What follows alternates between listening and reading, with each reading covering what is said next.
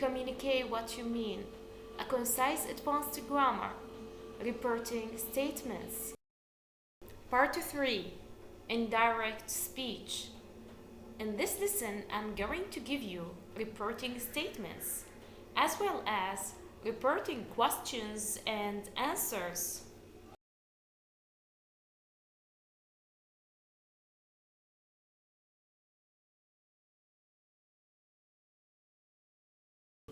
Reporting statements. First of all, indirect speech. Say and said are usually used when the person spoken to is not mentioned. As we have here in this example, Jennifer said that the movie was excellent. The person spoken to is not mentioned here. I mean by the person spoken to is the indirect object.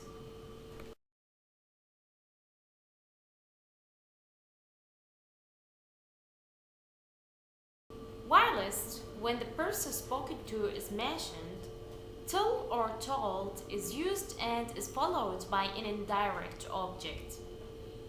As we have here in these two examples, Jennifer told Sharon that the movie was excellent. Jennifer told her that the movie was excellent. The person spoken to is mentioned. We have here Sharon in the first sentence and her in the second sentence. Say and tell are usually used to introduce indirect statements. However, you may add variety to your speaking and writing by using other introductory verbs that fit the sentence and the speaker. The following verbs are often used to introduce indirect statements. As we have here in this box, it starts with announce and it ends with explain. You need to keep them by heart and use them instead of say and tell when it is necessary. The only of these verbs I mean by these verbs are the verbs in the box. To be followed immediately by an indirect object is a promise. So promise is the only verb that is followed immediately by an indirect object. The first one is the correct one, as we have here in this example. She answered that there were a lot of problems in the area. The second one is incorrect because the pronoun me comes immediately after the verb answered. Of course, the situation is different with the promise. As we see here in this example, she promised that she would come. We don't have an indirect object. It is acceptable. She promised me that she would come. So we have an indirect object comes immediately after the verb promise. The second topic in this lesson, reporting questions and answers. Yes/no questions. We have direct question and indirect questions.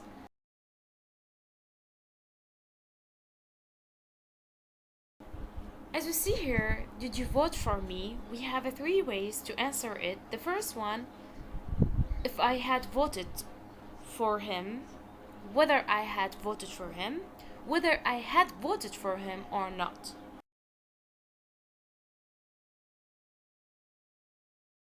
We have some notes. The first one, yes/no questions are reported with if or whether. The second one, instead of ask, an introductory verb, the expression want to know may be used. As you see here in this example, the president wanted to know if I had voted for him.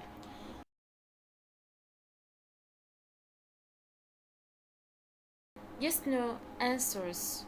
In the previous example, we have the question only, but here we have the answer also.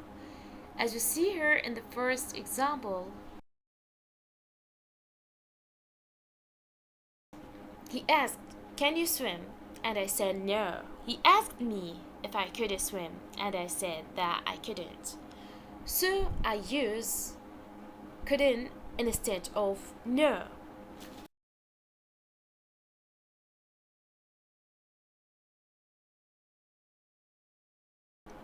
We have two nots. The first one, yes/no questions, are expressed in direct speech by subject plus appropriate auxiliary verb, as you see in the above example. The second one, the words yes and no don't appear in the reported indirect statement. Of course, it doesn't appear yes and no also because we will use the appropriate auxiliary verb instead.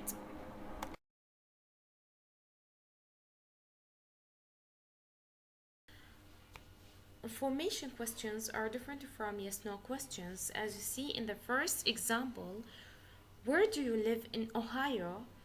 You need to give in such a question full answer. Whereas in yes/no questions, you can say yes or no only. So the word order in the direct statement is as follows. I mean in the information questions. Question word plus subject plus verb plus reminder of sentence.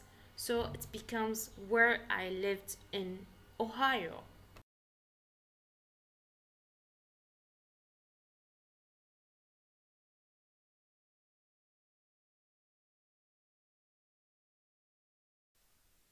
Thanks for watching this video. In the next one, I'm gonna give you the rest of this chapter.